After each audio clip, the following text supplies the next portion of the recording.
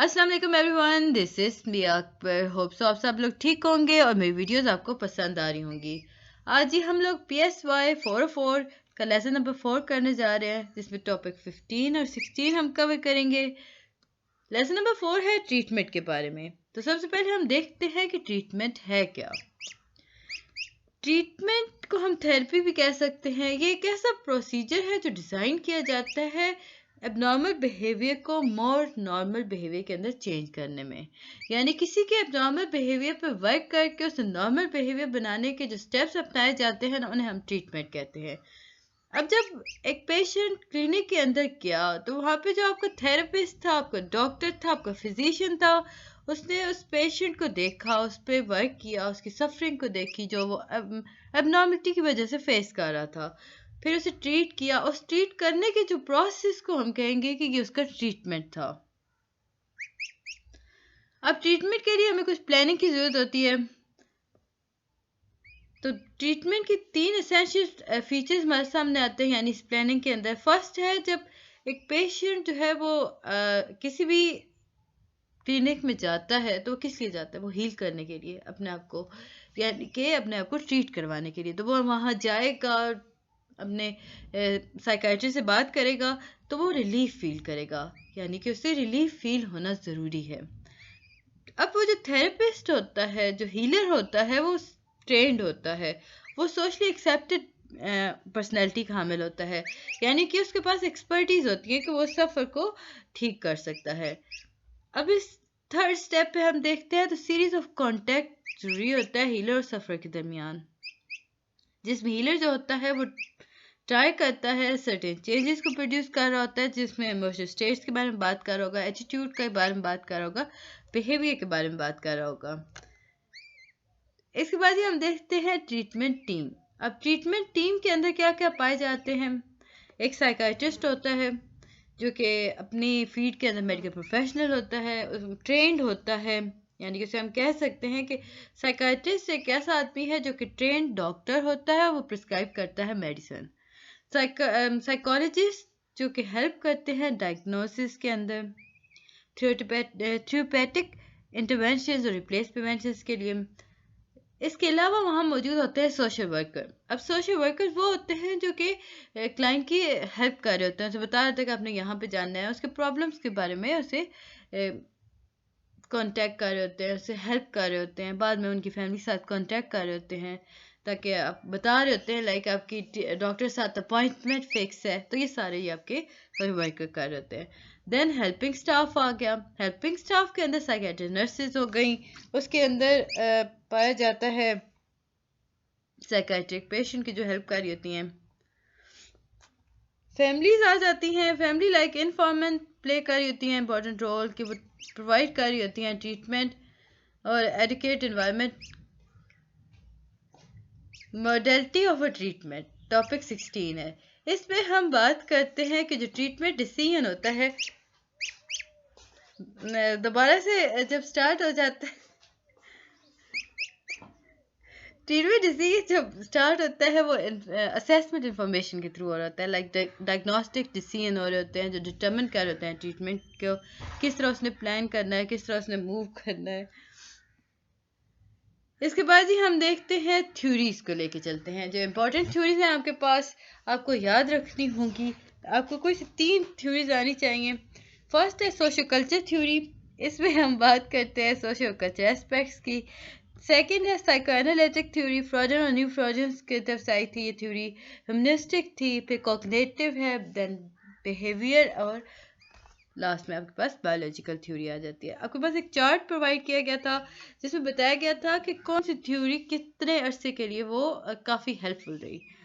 Psycho analytic theory को उन्होंने दिखाया, साइको कल्चर और psycho analytic, then biological, humanistic, cognitive and behaviour theory. ये सारे मतलब अगर कह लें तो इन्हें हम डिफरेंट क्लाइंट के लिए यूज़ किया जाता है। जब किसी साइकेट्रिस्ट के पास आप जाते हो, वो मुख्तलिफ थ्योरीज को यूज़ कर होता है आप पर। तो ये था जी लेसन 4। उम्मीद है कि आपको समझ आया होगा। जल्दी शुरू करते हैं लेसन नंबर 5 को। थ्योरेटिकल पर्सपेक्टिव 1, टॉपिक 17 से 21 की तरफ है। पर्सपेक्टिव है क्या। अगर हम साइंस के अंदर देखें, जो पर्सपेक्टिव मॉडल होता है या आप कह सकते हो पैराडिग्म या थ्योरीज, एक ऐसे प्रोसेस है जो कि एक्सप्लेन करती हैं इवेंट्स को और बिहेवियर को। यानी कि एक ऐसी थ्योरीज जो कि एक्सप्लेन कर रही हूँ किसी भी इवेंट या बिहेवियर को, उसे हम कहते हैं पर्सपेक्टिव।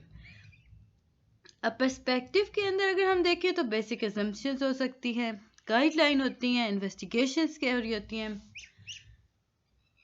इस पे आपके लिए यही समझना बहुत ज़्यादा काफ़ी था। इसके बाद ये मॉडल इन्फ्लुएंस।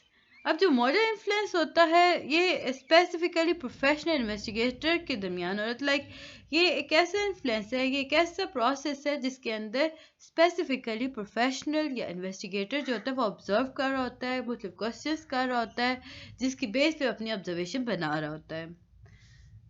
अब वो किससे क्वेश्चन कर रहा है, वो अपने पेशेंट से कर रहा होता है। टॉपिक 18 है बायोलॉजिकल पर्सपेक्टिव। बायोलॉजिकल पर्सपेक्टिव को शुरू करने से पहले काइंडली मेरे चैनल को लाइक और सब्सक्राइब ज़रूर कर दिया करें। वीडियो पसंद आती है तो कमेंट करें, जो चीज़ नहीं समझ आती मुझे बताया करें ताकि मैं आपकी हेल्प कर सकूं। अच्छा, रहा मसला आपके पीडीएफ का, तो ये पीडीएफ मैं बगैर वो हाईलाइट होते डाउनलोड करती हूँ, ये सेव नहीं हो रहे होते मेरे पास। अब आजकल में ये इशू आ रहा होता है। अदरवाइज मैं क्या करती हूँ, वीडियोस कंप्लीट करती हूँ सीरीज, देन इन्हें मैं डिलीट कर देती हूँ। अब इस तरह हो रहा है कि मैं आपकी वीडियो बनाने से पहले इसे अंडरलाइन करती हूँ, पूरा डिटेल इसका देख के पूरा दिन वर्क करने के बाद देन आपके सामने वीडियो लाती हूँ। जैसे ही मैं इसे क्लोज करती हूँ ये ख़त्म, सेव नहीं हो रही होती। बेबी मेरे पास कोई एरर है इस वजह से हो रहा है, अदरवाइज ये सेव हो जाया करती थी। अब मुझे शर्मिंदा ना किया करें मुझसे बार बार हैंड आउट्स मांग कर, बिकॉज मेरे पास नहीं होते। टॉपिक 18 है biological perspective. Adopting a medical perspective के बाद अगर हम देखें ना तो हमारे पास आता है बायोलॉजिकल पर्सपेक्टिव। अब हुआ क्या कि जब थ्योरिस्ट थे उन्होंने मेडिकल पर्सपेक्टिव को अडॉप्ट किया, तो नेक्स्ट उन्होंने बात की बायोलॉजिकल की, बायो की तरफ क्या है। अब बायोलॉजिकल थ्योरिस्ट पहले से मौजूद थे, हम लोगों ने पिछली वीडियोस में देखा उनकी प्रेजेंस को। अब बायोलॉजिकल थ्योरिस्ट जो थे उनके नज़दीक जो एबनॉर्मल बिहेवियर था ना, वो किसी न किसी इलनेस की वजह से हो रहा था। अब ये इलनेस क्यों थी, ये माल फंक्शनिंग थी किसी भी ऑर्गेनिज्म के अंदर किसी भी पार्ट की। तो हम कह सकते हैं कि जो ब्रेन एनाटमी हो गया, ब्रेन केमिस्ट्री हो गया, ब्रेन सेक्रेटरी हो गया, ये सारे के सारे जो होते हैं ये काज करते हैं माल फंक्शनिंग ऑफ द ऑर्गेनिज्म। यानी कि आप कह सकते हो कि एबनॉर्मलिटीज़ को वजह बन सकते हैं या इनमें छुपी होती हैं इनकी वजूहात। अब हम देखते हैं कि किस तरह हमें पता चलेगा कि वजूहात कैसी थी और क्या थी। ब्रेन एनाटमी और एबनॉर्मल बिहेवियर। ब्रेन जो होता है वो 100 बिलियन नर्व से मिलकर बनता है। यानी कि हम कह सकते हैं कि ब्रेन के अंदर 100 बिलियन नर्व्स पाई जाती हैं और 100 बिलियन नर्व्स को हम कहते हैं न्यूरॉन्स। क्वेश्चन आता है कि व्हाट आर न्यूरॉन्स, तो आप क्वेश्चन आंसर लिखोगे brain is composed of 100 billion nerve cells called neurons. Further हम अगर 5 मार्क्स का क्वेश्चन आता है तो हम इसे फर्दर डिटेल करेंगे, वो हम नेक्स्ट में आपको बताती हूँ कैसे जाना है। फिर आपके पास आता है कि ग्लिया ग्लाइल सेल क्या है। तो जब हम 100 बिलियंस की बात करते हैं वो न्यूरॉन्स बनते हैं। जब हम 1000 बिलियंस की बात करते हैं जो कि स्पोर्ट सेल होते हैं, उन्हें हम कहते हैं ग्लीलिया या ग्लीलिया सेल। जब हम ब्रेन को एक लार्ज ग्रुप के जब हम देखते हैं ना ब्रेन को as a large group of neuron, तो वहाँ पे एक डिस्टेंट रीजन होता है जिसे हम ब्रेन स्ट्रक्चर कह रहे होते हैं। अब क्लिनिकल रिसर्चर्स जो थे ना, उन्होंने डिस्कवर किया कि जो कभी कभार ऐसा होता है कि पार्टिकुलर साइकोलॉजिकल डिसऑर्डर और प्रॉब्लम जो स्पेसिफिक स्ट्रक्चर होता है ब्रेन का, उस पर वो दोनों कहीं ना कहीं इंटरकनेक्ट हो रहे होते हैं, मुख्तलिफ डिजीज आ रही होती हैं। अब उन्होंने बताया कि एक डिजीज उन्होंने दिखाई कि हंटिंगटन डिजीज। उन्होंने हंटिंगटन डिजीज के बारे में बताया कि ये एक ऐसा डिसऑर्डर है जो कि होता है इमोशनल आउटब्रस्ट की वजह से। यानी कि आप इमोशनल आउटब्रस्ट हुआ तो आपके पास हंटिंगटन डिजीज आ गई। अब हंटिंगटन डिजीज के अंदर क्या होता है, मेमोरी लॉस हो गया, एकदम से सडन शॉकिंग न्यूज आई, बहुत शॉकिंग थी। कभी कभार ऐसा होता है कि आपका मेमोरी लॉस हो गया, कभी होता है आपके दिमाग में सुसाइडल थिंकिंग आ रही होती है, हाथ आपके कांपना स्टार्ट हो जाते हैं, maybe for some reasons, but वो उन्होंने बताया कि हंटिंग डिजीज है, यानी कि किसी भी इमोशनल आउटबर्स्ट की वजह से जो डिजीज आ गई वो आपका हंटिंगटन डिजीज कहलाई। अब ये जो डिजीज होती है ना, ये लिंक करती है लॉस ऑफ सेल के, यानी कि बेसल गैंग्लिया और कॉर्टेक्स के दरमियान कुछ सेल जो होते हैं वो लॉस हो जाते हैं, तो ये डिजीज उनसे लिंक करती है। अब यहाँ पे एक क्वेश्चन अराइज हुआ कि जब स्ट्रक्चर चेंज होता है तो डिसऑर्डर जो है वो वाइस वर्सा क्यों नहीं होता। तो इसका कोई कंक्लूसिव एविडेंस आपके पास नहीं है, रिसर्च पाई जा रही है, कुछ इसके अगेंस्ट है, कुछ इसके मतलब साथ है, इसके साथ चल रही हैं। तो आपके पास जी 2 क्वेश्चन के करेक्ट आंसर्स आ गए।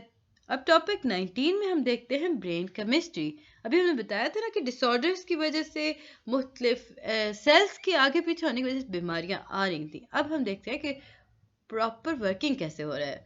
Brain chemistry abnormal behaviour. अब जब बायोलॉजिकल रिसर्चर्स या बायो रिसर्चर्स जो थे उन्होंने देखा कि साइकोलॉजिकल डिसऑर्डर है वो साइकोलॉजिकल डिसऑर्डर का जो प्रॉब्लम है वो रिलेट करता है ट्रांसमिशन ऑफ मैसेज से, यानी जब हम न्यूरॉन से न्यूरॉन की तरफ मैसेज ट्रांसफर कर रहे होते हैं तो इसके दरमियान कोई प्रॉब्लम आ जाता है जिसकी वजह से साइकोलॉजिकल डिसऑर्डर हो रहा होता है। अब इंफॉर्मेशन जो होती है वो ब्रेन के अंदर कम्युनिकेट की जाती है, लाइक भेजी जाती है। अब किस तरह भेजी जाती है? With help of electrical impulses. अब ये जो इम्पल्सेस होती हैं ये एक न्यूरॉन से दूसरे न्यूरॉन की तरफ मूव करती हैं। आपके सामने एक स्ट्रक्चर आता है न्यूरॉन्स का।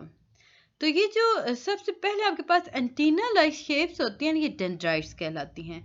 डेंड्राइट्स में क्या होता है? डेंड्राइट्स में इम्पल्स पाए जाते हैं जो कि इंफॉर्मेशन को आगे पीछे लेके चलते हैं। अब इसी स्ट्रक्चर को या इसी डायग्राम को डिटेल में हम डिस्कस करेंगे, लेकिन आपके 5 मार्क्स का क्वेश्चन आता है कि आपने बताना होता है कि न्यूरॉन का स्ट्रक्चर क्या है। फर्स्ट जी उसमें आते हैं डेंड्राइट्स, सेकंड उसमें आते हैं सेल बॉडी, थर्ड वन उसमें आता है एक्सॉन, फोर्थ वन उसमें आता है इलेक्ट्रिकल इम्पल्स, न्यूरोट्रांसमीटर और सिनेप्स। अब ये सारे तो हमें याद हो गए। अब हम देखते हैं कि ये वन बाय वन वर्क कैसे करते हैं। मैंने जैसे आपको बताया था ना कि डेंड्राइट्स जो होते हैं एंटीना एक्सटेंसेस कहलाती हैं जो कि न्यूरॉन्स के एंड पे पाई जाती हैं। ये इम्पल्स को रिसीव करती हैं। अब यहाँ पे जब इम्पल्स रिसीव हो गई, क्योंकि मैं इसे कंप्लीट हाईलाइट कर दूँ ताकि आपको पूरा प्रोसेस याद रहे। कहीं आपसे कहा जाता है कि अपने वर्ड्स में आपने बताना है तो आप इसे बता सको।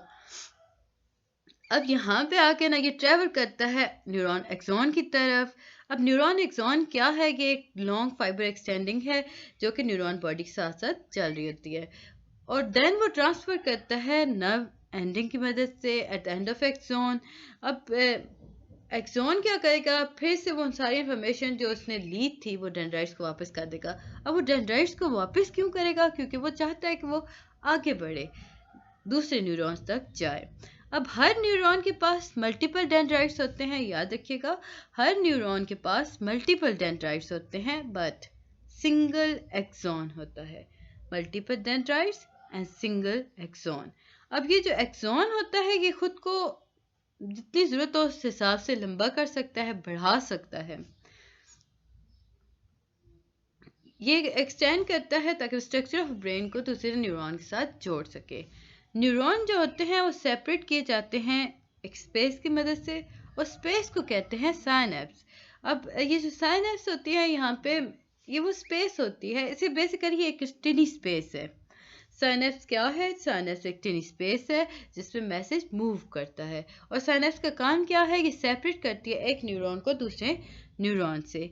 जो मैसेज जो होता है ना वो स्पेस के अंदर मौजूद होता है, वहाँ से वो मूव करता है। अब वो मूव कैसे करेगा? वो इलेक्ट्रिकल इम्पल्स को रीच करेगा जो कि न्यूरॉन एंडिंग पे मौजूद है। अब ये न्यूरॉन एंडिंग है उसे स्टिमुलेट करेंगी और रिलीज करेंगी एक केमिकल, उस केमिकल को कहते हैं न्यूरोट्रांसमीटर। अब ट्रेवल जो करेगा ना वो सिनेप्टिक स्पेस के अंदर मैसेज कर रहा था वो जाके रिसेप्टर के पास जाएगा जो कि डेंड्राइट्स में मौजूद है। अब डेंड्राइट्स में एंटीना लाइक स्ट्रक्चर है तो वो क्या करेगा? वो अपने साथ मौजूद दूसरे न्यूरॉन को वो ट्रांसफर कर देगा वो मैसेज। जब वो बाइंडिंग कंप्लीट हो जाती है तो वो रिसीव कर लिया, यानी कि न्यूरॉन ने रिसेप्टर से मैसेज, तो कुछ न्यूरोट्रांसमीटर ऐसे होते हैं जो काम कर रहे होते हैं ना कि उसे पुराने ना पहले वाले को बता रहे होते हैं कि फायर करो 2 मैसेज। अब कुछ ऐसे होते हैं जो लेके फौरन से वापस आएंगे, आके कहेंगे देखिए जी मैसेज कंप्लीट हो गया, स्टॉप फायरिंग, यानी कि अब दोबारा से मत करें, बताएं उस मैसेज को। यूं ये वर्क कर रहा होता है ब्रेन के अंदर। टॉपिक 20 आपके पास आता है न्यूरोट्रांसमीटर। न्यूरोट्रांसमीटर के अंदर जब हम बात करते हैं तो हमें पता चला कि रिसर्चर्स ने आइडेंटिफाई किए dozen of neurotransmitter in the brain. For example serotonin, dopamine, GABA, ये सारे न्यूरॉन्स जो थे ये एक ही काइंड के थे, यानी ये न्यूरोट्रांसमीटर थे। आपको आसानी से समझा दूँ कि न्यूरोट्रांसमीटर बेसिकली एक वेटर की तरह काम कर रहा होता है। लाइक उसे ऑर्डर मिल रहा होता है, वो उसे आके रिसीव कर होता है, किसी को वो जाके बता रहा होता है। फॉर एग्जांपल कुक को कह रहा है पकाओ पकाओ पकाओ, और एक और आता है वो कह रहा है बस खत्म खत्म। तो ये काम न्यूरोट्रांसमीटर कर रहा होता है।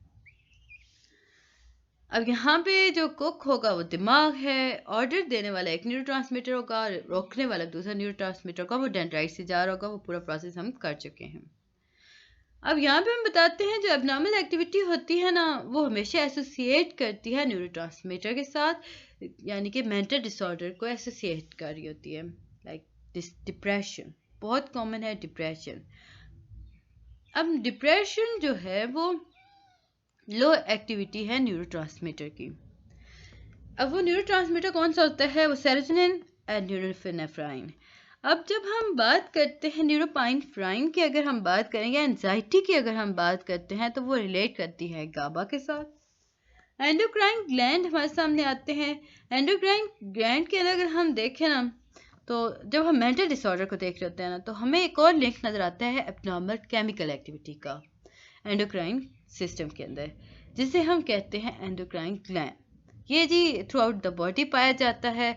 इसके अंदर न्यूरॉन्स जो होते हैं वो ये जो होता है वो न्यूरॉन्स को कंट्रोल कर रहा होता है। लाइक उसकी vital activity as a growth कर रहा होता है, रिप्रोडक्शन देख रहा होता है, सेक्शुअल एक्टिविटी देख रहा होता है, हार्ट रेट देख रहा होता है, बॉडी टेम्परेचर देख रहा होता है, एनर्जी और रिस्पॉन्स टू स्ट्रेस देख रहा होता है। अब ये जो ग्लैंड है ये रिलीज करता है केमिकल जिसे हम कहते हैं हार्मोन। अब ये हार्मोन ब्लड स्ट्रीम के अंदर जाते हैं, और ये वो केमिकल होते हैं जो कि एक बॉडी ऑर्गन को ना वो आके ऑर्डर करते हैं कि आप एक्शन करो। Like during time of stress अब जब हो रहा है ना, तो फॉर एग्जांपल अगर हम कहें तो एड्रीनल ग्लैंड जो होगा वो किडनी की टॉप पे मौजूद होता है, वो सिक्रीट करेगा हार्मोन। हार्मोन जो होंगे वो कोलेस्ट्रॉल होता है, यानी कि वो उसे हेल्प करेगा बॉडी को कि वो डील करे स्ट्रेस को। एबनॉर्मल सिक्रीशन जो होती है वो केमिकल जब रिलीज कर रहा होता है ना, वो एंजाइटी की तरफ जा रहा होता है। लाइक डिप्रेशन हो गया, मेनिया हो गया, ये सारे आपके मूड को डिसऑर्डर कर रहे होते हैं। यानी कि एक मिकदार तक तो वो जब करेगा तो वो कहेगा कि हेल्प करो, लेकिन एक मिकदार से ज़्यादा कर रहा है ना, तो वो आपको डिप्रेशन की तरफ ले जाएगा। ज्यादती थी एक हार्मोन की। नेक्स्ट आपके पास आता है जेनेटिक फैक्टर्स। जीन्स जो क्रोमोसोम पे पाए जाते हैं वो कंट्रोल करते हैं कैरेक्टरिस्टिक्स को और ट्रेट को। अब ये वो ट्रेट और कैरेक्टरिस्टिक्स होते हैं जो पर्सन इनहेरिट कर रहा होता है, यानी अपने पेरेंट्स से इनहेरिट कर रहा होता है। स्टडीज हुई इस पर, उन्होंने सजेस्ट किया कि जो इनहेरिटेंस है वो मूड डिसऑर्डर की तरह काम करता है। लाइक बहुत इंपॉर्टेंट रोल प्ले करता है in mood disorder. Alzheimer disease हो गया, दूसरी मेंटल डिजीज़ हो गई। फॉर एग्जांपल अगर किसी के फादर को ना गुस्सा आता है, चलो इनहेरिट हम करते हैं, आसान सा इनहेरिट करते हैं, गुस्सा आता है, उसका बेटा या बेटी है, उसने इनहेरिट किया अपने बाबा से एक गुस्से के अलामत को, तो वो हुआ क्या, तो हमने उसे कहा कि इसका जेनेटिक फैक्टर था, यानी इसके जीन्स में गुस्सा है। तो ये वो इनहेरिटेंस के प्रोसेस को हम जेनेटिक फैक्टर्स के अंदर लेके आते हैं। इसके बाद ये टॉपिक 21 है वायरल इन्फेक्शन। जब हम बायोलॉजिकल पर्सपेक्टिव को देखते हैं तो हमारे सामने एक और एब्नॉर्मल ब्रेन स्ट्रक्चर और बायोकेमिकल डिसफंक्शन आता है, वो है इन्फेक्शन। अब ये जो इन्फेक्शन होता है ये इंटेलेक्चुअल डिसेबिलिटी को मतलब वायरल एक्सपोजर कर रहा होता है। अब इसकी ट्रीटमेंट क्या है? अब उन्होंने क्या किया, जो रिसर्चर्स थे उन्होंने आइडेंटिफाई किया physical source of this function, यानी कि किस वजह से ये फंक्शन हो रहे होते हैं, प्रॉब्लम्स आ रहे होते हैं, माल फंक्शन हो रहे होते हैं। फिर उन्होंने डिटर्मिन किया, फिर उसकी ट्रीटमेंट की तरफ बढ़े। जब क्लिनिक की अगर हम बात करते हैं तो वो पिन पॉइंट करते हैं फिजिकल सोर्स किसी भी डिसफंक्शन के लिए। फिर से वो बेटर पोजीशन की तरफ लेके आते हैं, यानी बायोलॉजिकल कॉस्ट आ होता है, ट्रीटमेंट उसका और होता है। इसमें 3 तरह के ट्रीटमेंट और होते हैं। ड्रग थेरेपी हो रही होती है, साइकोट्रोपिक मेडिसिन हो रहे होते हैं, लाइक इसमें ड्रग्स दी जा रही होती हैं जो कि ब्रेन के अंदर। अब ड्रग्स क्या करती हैं, ड्रग्स लेते ही ना वो प्राइमरी आपके दिमाग पे अफेक्ट करती हैं और रिड्यूस कर देती हैं मेंटल डिसफंक्शन के सिम्टम्स को। देन आपके पास आता है इलेक्ट्रोकन्वर्सिव थ्योरी। ये बहुत पुरानी और बहुत कंट्रोवर्शियल अप्रोच है और अनफॉर्चुनेटली ये आज भी चल रही होती है। अब इसमें होता क्या था, जो बहुत डिप्रेस पीपल हुआ करते थे ना, उन्हें ईसीटी दिया जाता था, यानी कि electroconvulsive therapy. ECT, electroconvulsive therapy. अब इसमें होता क्या था कि 2 इलेक्ट्रोड्स को ना आपके दिमाग के पेशेंट के फोरहेड के साथ अटैच कर दिया जाता था, जोड़ दिया जाता था, और उन्हें इलेक्ट्रिक करंट दिया जाता था जिसकी रेंज हुआ करती थी 65 टू 140 वोल्ट। ये दिमाग के अंदर, मतलब वो एक आप समझ, शॉक थेरेपी आपकी हो रही होती थी उस वक्त। अब जी इसकी सिटिंग जो थी ना वो 7 to 9 हुआ करती थी ईसीटी सेशंस, जिनमें आप स्पेस सिंपल 2 से 3 दिन की दिया कर सकते थे। यानी कि पेशेंट अगर उनके पास आया ना तो उन्होंने फ़ौरन से उसे इलेक्ट्रिक करंट दिया जो कि 65 टू 140 वॉट्स था, और उन्होंने कहा कि आपकी इसकी 7 to 9 सिटिंग होगी, और इन 7 to 9 सिटिंग के दरमियान वक्फा सिंपल सिर्फ और सिर्फ 2 दिन या 3 दिन का दिया जाता था। उनके नज़दीक ये था कि जो इस थेरेपी से ना डिप्रेशन थोड़ा हद तक कम हो जाता है। एक काफ़ी ज़्यादा कंट्रोवर्शियल थी। न्यूरो सर्जरी, ये तीसरी काइंड है बायोलॉजिकल ट्रीटमेंट की, इसे हम कहते हैं साइको सर्जरी। लाइक इसमें हम मेंटल डिसऑर्डर के पेशेंट जो होते हैं उनकी ब्रेन सर्जरी कर देते हैं, कुछ उनके सेल्स को चेंज कर दिया जाता है, आगे रिप्लेस कर दिया जाता है ताकि वो बेहतर से बेहतरीन की तरफ जा सकें। न्यूरो सर्जरी बेसिकली पाकिस्तान में हो तो रही होती है, बट अभी मैं इतना ज़्यादा इस पर नहीं जानती। लाइक हार्डली 2020 तक तो बहुत मुश्किल था, बट आजकल शायद हो रही हो। न्यूरो सर्जरी में अब ट्रीटमेंट हो रहा होता है दिमाग का, यानी ऑपरेट किया जा रहा होता है। तो ये था जी लेक्चर नंबर 5। उम्मीद है कि आपको समझ और पसंद आया होगा। मिलते हैं नेक्स्ट वीडियो में, तब तक के लिए अल्लाह हाफिज़। खाने में चैनल को लाइक और सब्सक्राइब ज़रूर कीजिएगा। Bye bye.